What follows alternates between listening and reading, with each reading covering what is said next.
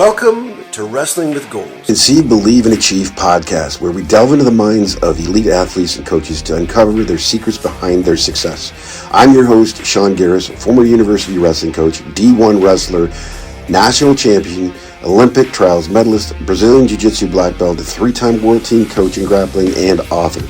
Join me as we explore the realms of training, mindset, goal setting, overcoming adversity, and various coaching methodologies in the world of sports. Today's guest is a pretty cool one, a guy that I've known for a while and had a chance to coach, Clayton Pye. Now you're an MMA fighter, 4-0, right? Yep, 4-0 pro. You wrestled for the University of Brock, as well as the York University while I was there. Yep. And let's talk about your beginnings in wrestling, because I know that's where you started. Yeah. But first of all, welcome to the show, man. Yeah, thanks. Good to be here. It's been a long time, so I'm happy to see you too. Yeah, we tried to connect, for a while now, and it's just been, you've got something going on. Yeah. You're either away in Japan or somewhere training or doing something. Yeah.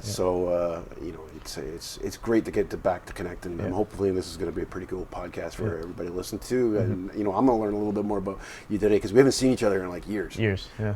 I think the last time we actually saw each other was probably when I gave you the dummy during COVID. Gunther. Yeah, Gunther. I still got Gunther.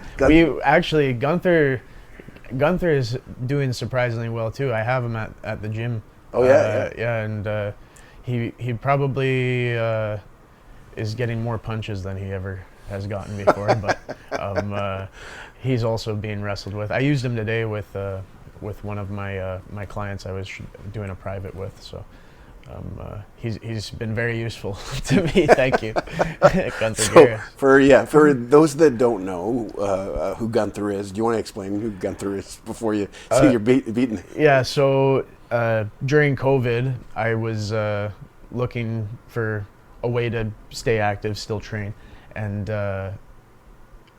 Sean offered up a wrestling dummy and a Bulgarian bag too. I still have that. Yep. So because you weren't supposed to have any contact, I had a buddy with me. So, but yeah, Gunther and I during COVID, we were the best of buds, me and Gunther. Yeah, well, glad to hear he's doing well. I don't know if he's doing well, but he's still around. Still around, taking a beating. His arms are coming off again. Yeah, well, his we had him at the Toronto Police College prior to York, and a fellow by the name, I can't remember his name right now, but I used to call him the Dream Killer. Yeah. But he was a jiu-jitsu guy, and he was just this little jiu-jitsu guy, and he'd do arm bars on that thing non-stop. So he almost tore the damn. Well, you had the one arm taped up when you gave it to me. Yeah. So it was already had already seen better days. So he's losing the battle. I bet. He's a Niagara Top Team guy now. Nice. Yeah. Does he get a seat at your fights? I should get one for him next time. I'll make a little video about it and everything. There you go. You got to bring him out, see what happens. Yeah. Well, let's talk about your beginnings, because your beginnings started in wrestling. Yep. And it started in the good old city of London, Ontario, one of the meccas of wrestling here in Ontario. Tell us about that. How did you get actually interested in wrestling in the first place? So, I'll have to correct you on that. I started in Stratford. Oh, but that was just for high school. High school, right. I started in Stratford. And my brother and I were on the wrestling team at Northwestern. I think it's called Central High School or something now. Okay. But we started there. And then what brought me to London actually was a teacher strike. Oh. So there was no wrestling practice anymore, and therefore no WASA, OFSA, whatever. So my dad started looking into alternatives, and then that's where I met Clint. Yep. Kingsbury, and I started going to Adrenaline and training with him. And then he was like, let's ditch Adrenaline and go train at the Harry Garris Wrestling Club. So, which was also in London. What's the name of the high school we were in there? Is it Saunders? I can't remember. Well, maybe it was Saunders. I know my dad's built the wrestling room in the Saunders facility, so it might have been that. Yeah. Clint, if he's listening, maybe he can. No, it was in a cafeteria at the time. Oh. Yeah, they shut down the one half. They rolled the mats out there. Yeah. Could have been Laurier. That's what they did at Laurier too. Yeah, I think that's what it was. Yeah. But so then my whole wrestling before that was just high school wrestling, and the difference from when I changed from high school wrestling to a club team was astronomical. I went straight to provincials after, maybe half a year of training with Clint, and won my first provincial title, and then went and did my first nationals. Didn't do so well there, but after that did Canada Summer Games, got second there, and then the wrestling thing stopped really like being a hobby for me. It was more like, oh, I can go to school and do this, and my dad jokes all the time. He's like, you got a bachelor's in wrestling and you picked up a psych degree while you were there. So that's actually, well, York first, right? Yeah. So it's a blip on the radar. Yeah. You were there for a bit. Yeah. So when I made the decision to pursue wrestling further after high school, my grades weren't so good. So, and you and I were just searching for a place that had let me in, and they were all turning me down because I didn't have great grades. So I got myself set up at Seneca College for a general arts degree, and actually best grades of my life. I don't know if it was just because the colleges there are lenient, or if I just I was paying for it, so I felt extra inclined to do well. I think that was it's a pretty high academic standard there. Yeah, when you're in high school, you're not paying for it, so you don't.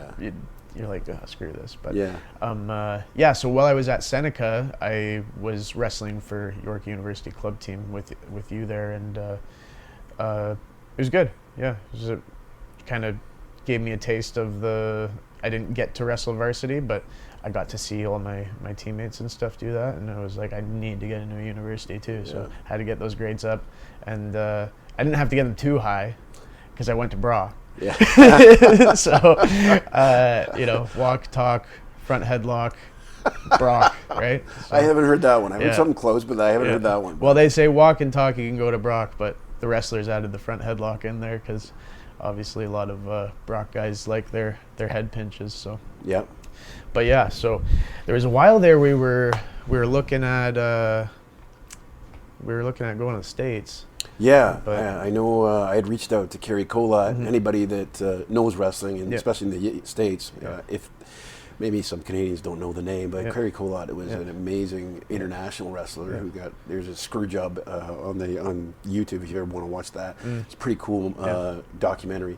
But we also reached out to John Smith from Oklahoma State, and they were very. I'll tell you, they wanted you there. Yeah, I know. They just didn't have the money to get you there. So I mean, I would have.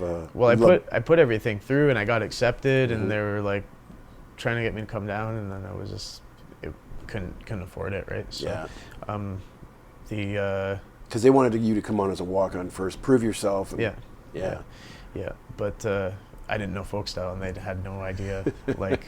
How well I would do at folk style because they had nothing to look at, right? So then I reached out to you, I reached out to Clint. You guys were like, just go to Brock. Everybody's gonna hate you, but go to Brock. Because Brock was reigning supreme for a long time, and everybody wanted them to crumble. But I remember reaching out to Prickett. Prickett had just left Guelph. And I said, hey, I got a kid for you. He's a machine. He's a horse. You need him in your room. And Prickett he jumped at it. And I think he took your name to Calder. And I think that's where the ball started rolling after that. Yeah, they Marty actually told me they weren't even really looking at me because they just assumed I was going to stay at York.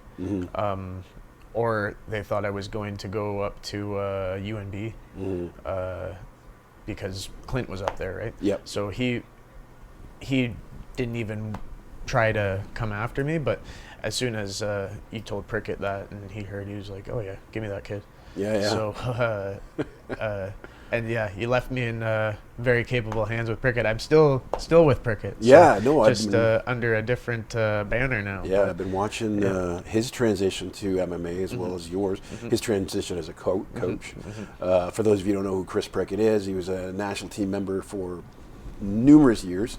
Very tough kid, mentally and physically. And you know, the funny thing is when he was, because he went to Guelph, when he was actually training there, and I was going in and training there as well. Yeah. You know, I had cornered a few guys in the UFC, and he was picking my brain while I was there. Unbeknownst to me, it would be years later he'd get into the sport and start training kids himself. Yeah. So. Yeah. He's been on a tear with the Niagara Top Team Athletes. It's best gym in Canada right now, as far as most people are concerned. So, but yeah, so did my my stint at Brock, and it was a crazy ride, to say the least. You had maybe I didn't hear about this. Maybe it was from you. You sent me the. Did you call me or did you sent me the article? Well, we're talking about crazy. We're talking about that incident. Yeah, very crazy. Yeah. I called you from the hospital. Okay. I like when it first happened. Yeah. And then. See, my memory's not so good.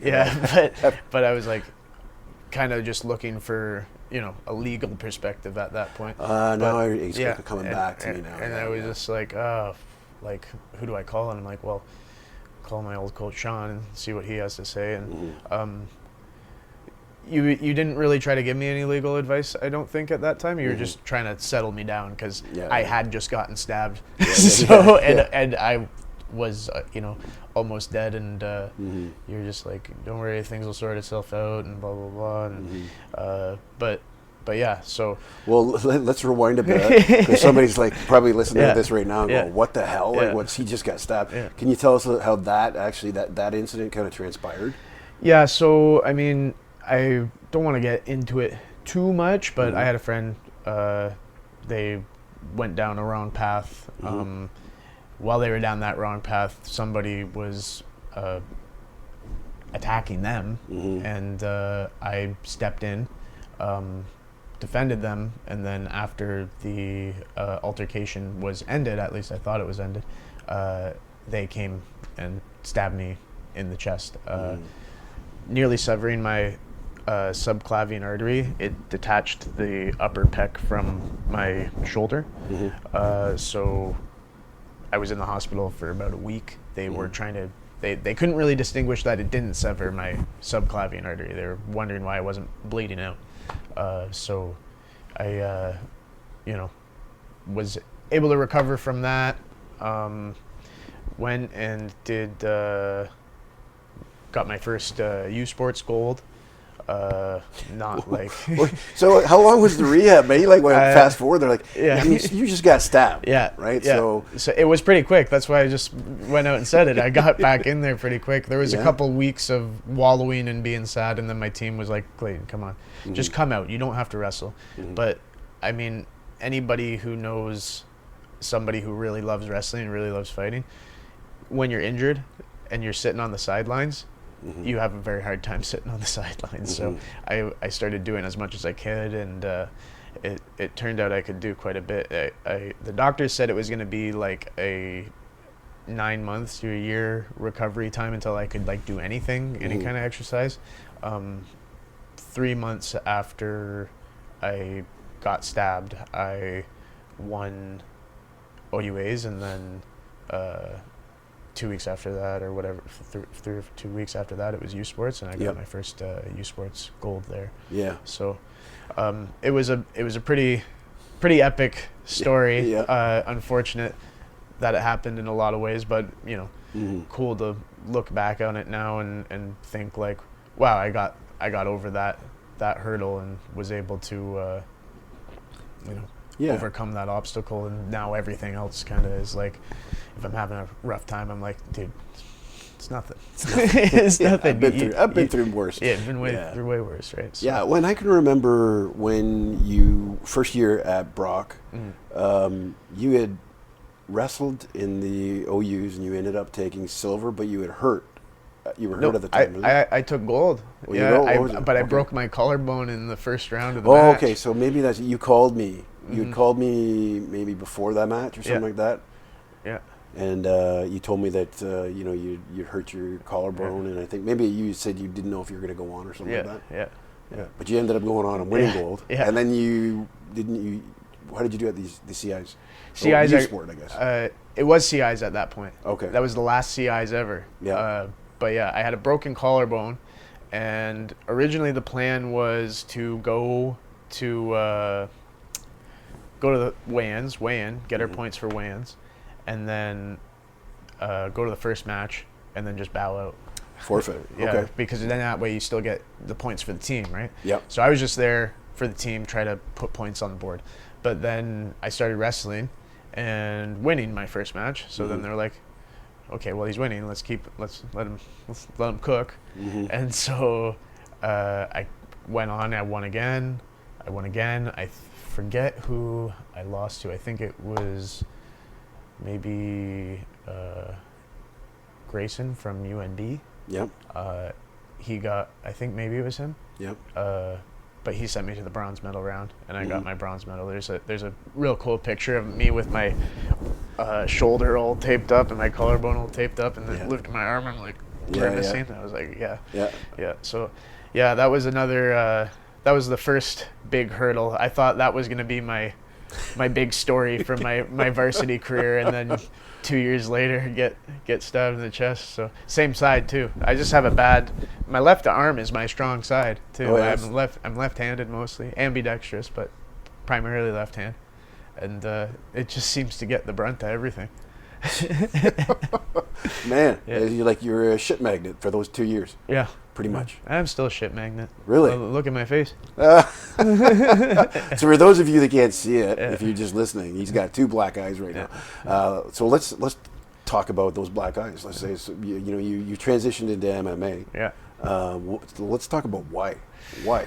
Because you put the accolades on the board. Well, yeah. Let's fast forward because we forgot about the Olympic trials. Yeah. So you did go a little bit farther in wrestling. Yeah. So I won Olympic trials. It was a different. The year was a little bit different. They didn't have seeding, so and I wasn't seeded. And I always had bad draws, stage fright kind of. Not bad draws, but I just kind of. I never performed as well as I could have at the big tournaments. And this was like the first one that I really was just pulling out all the stops. And because there was no seeding, the final match, I didn't think it was best 2 out of 3 matches. Oh yeah. So I celebrated real hard on the first win because I thought that was it. Yeah. Because I'm like, if there's no seeding, why would they do a best 2 out of 3? It doesn't make any sense, right? Yeah. But I celebrated really hard on the first match. Came back, lost. I was wrestling Alex Brown. Okay. Came back, lost a close match against him. And I think it was probably, again, stage fright, a little embarrassed because I just sellied hard and didn't win. Yeah. And then I came back for the third match and won that match. And that was a great one. It was here in Niagara Falls, like a few blocks away from where we are. Actually, I think it's that way, but I was still have a scar underneath this black eye. Was getting Alex's headbutt every round. They had to keep stopping the match, and the headbutts didn't really stop until he split the top of his head open headbutt. Oh, and then they realized maybe there was an issue. Yeah. Anyways, big gash on my face, and they had to cauterize it with silver nitrate. So it left a nasty scar, but it's probably my favorite scar. I like it a lot better than this one. And this one's on your face. This one's on my face, yeah. So that's the other thing. So when I get these black eyes from getting punched now, it's the scar tissue makes it linger a little bit longer. It just takes a while for the blood to clear out from underneath there. Yep. But won Olympic trials. Went to a qualifier. Fell short. Yeah. Stage fright again. I was also sick. I don't know if it was COVID at the time because it was very early. COVID wasn't really even a thing in Canada yet. But later on, they found that a bunch of other wrestlers tested. Yeah, I remember that. Yeah, because I was trying to get tested for COVID in Canada, and the rules at the time were, oh, you can't get tested unless you left the country. And I was like, I was just at Pan Am qualifier. Yeah. I was with a bunch of different countries. Yeah, I didn't need to leave. The countries came here. Yeah. So, but they wouldn't test me. So, but then Wrestling Canada messaged us and just so you know, these guys went back to their countries and they tested positive.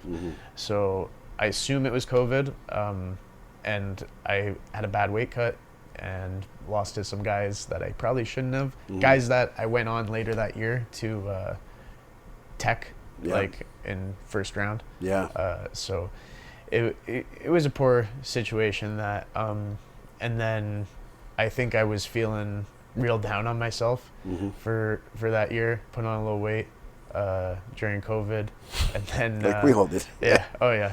Yeah. And then there was one more qualifier, but I lost out to Alex Moore for that one. And you ended up, Alex Moore, who was our Olympian at the last Paris Games. Yep. I had no idea he was related to Rob Moore, and I've known Rob Moore for ages. He was the University of Western's wrestling coach when my dad used to drag us up as little kids to the wrestling practice there. But but you had went on to a silver medal performance at the Pan Am Games, or Games, or was it the Championships?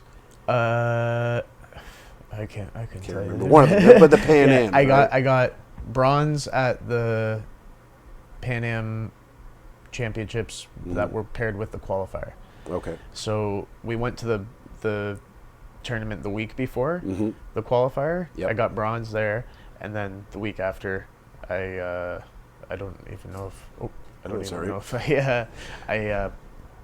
what I placed. It's all a blur. Yeah. I was feeling like crap. I feel like I probably caught whatever bug it was at the Pan Am Games, and then came back and had the sick. Issue there too. So, but it's whatever.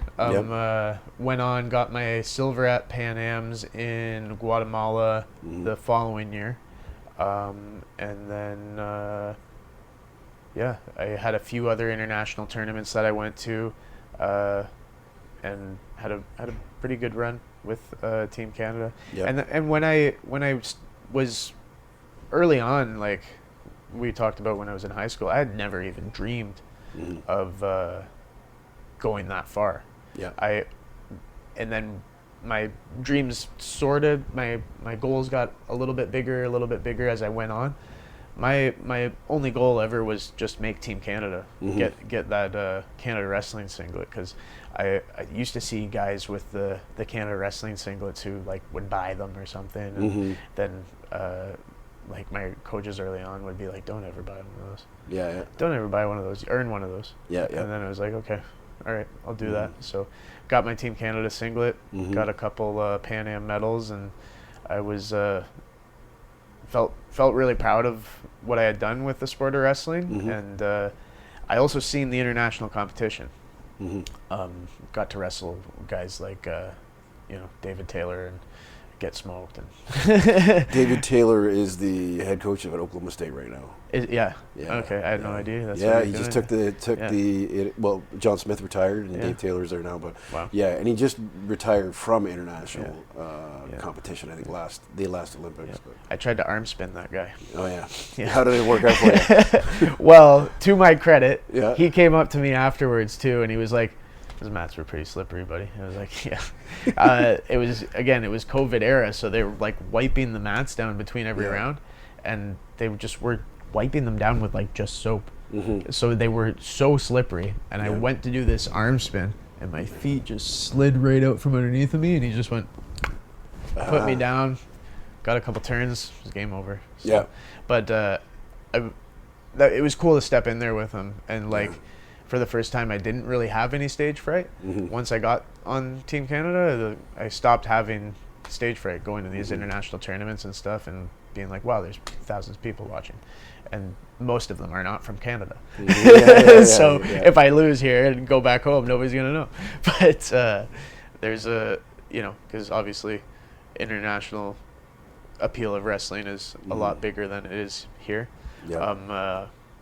But yeah, went out there and I was like, I'm gonna get this guy. I did not get him.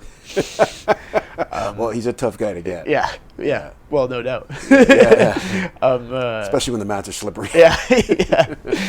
But he did say that to me. Yeah. He did say those mats are pretty slippery. Yeah. I was like, thanks, man. I would have lost anyway. But going back to you're talking about your mindset. And, you know, you're talking about how you're nervous and stuff like that. Did you ever get any, I guess, help from, I guess, Brock, maybe from a psychologist there? Do they have team psychologists that you could actually tap into? Or, how did you conquer that after? Did it just happen? It just kind of happened. The other thing is, I mentioned earlier, I went to school. When I was at school, I was a psych major. So I read a lot of books. I read a lot of... one of my favorite books of all time, and I don't know if you cuss on this podcast, but it's called The Subtle Art of Not Giving a Fuck. Yeah. One of my favorite books. That actually got me through my stabbing injury. Okay. I was having a lot of like inner conflicts, and my friend just nearly killed me, right? So I read that book, and it's, it's not exactly how it sounds. Like, it sounds funny. That's to get you in the door. Yeah. But it's a lot of Eastern philosophy and sort of mindfulness and just realizing how, like, that you're not a big deal in the great scheme of things. Not a lot of, like, people care, and the people that do care are going to kind of be there, and, and ultimately all you can control is all you can control, right? So that was a good thing to look back on and shake off nerves and stuff. But I read a lot of books along those lines about being confident and not giving a fuck. Yeah, well, and I'm still coaching, as you know. I'm coaching wrestling and football now. But one of the big things is, again, you talk about reading. I'm reading a lot of these books, and I get them handed to me. Actually, I'm going to mention his name again, but I absolutely love this coach from the University of Michigan. He's a swim coach, Jim Richardson. He's given me tons of books to read from, whether it's about mindset or this or that. But there's one in particular that I was given to by actually a football coach. And I can't remember the name of it, but I actually bring it up in practice. And it's about building confidence for these kids, because I deal with these young kids, right? And ESP, right? And it stands for effort, success, and progress. Okay. And I get these kids to, through their mind on a daily basis, to think about instances, whether it's in practice, whether it's in, at school or whatever they're doing in life. What did you do that you put 100% of your effort in? What did you do that you had success with? What did you do that you're making progress with? And they name those off. But what that's supposed to do is actually build confidence in your abilities, because you're not focusing on the negative stuff that most people do, because we're trained psychology major, right? We look to keep ourselves safe. We look for dangerous things. We're out to look for those sort of things. So to protect ourselves, we stay away from that sort of thing, and we remember those negative things. We dwell on them. So though teaching the kids to kind of get away from that. So when you mentioned books and you're reading it, some people are like, whatever, he's reading a book and he cured himself. Come on. Tell you, man, that stuff works for these kids. Like my kids, when they're wrestling. I got one girl who just flipped a switch. She had some issues with, I think it was her confidence in, in placing her mindset in the wrong spot after a loss. And now, she lost one match, had to wrestle this girl, best out of 3. Loses the first match. She goes into, the corner, not happy with herself. I have this conversation with her. And then the next 2 matches, same girl.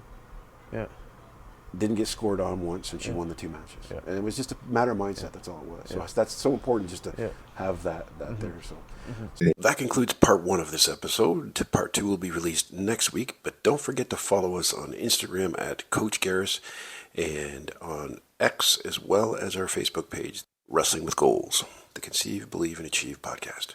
I hope you found today's episode insightful and inspiring. Your support means the world to us, so don't forget to subscribe to the podcast and leave a comment in the section below. Your feedback fuels our journey to bring you more valuable content and stories from the realm of sports. Until next time, keep pushing boundaries, believing in yourself, and achieving greatness. Thank you for listening.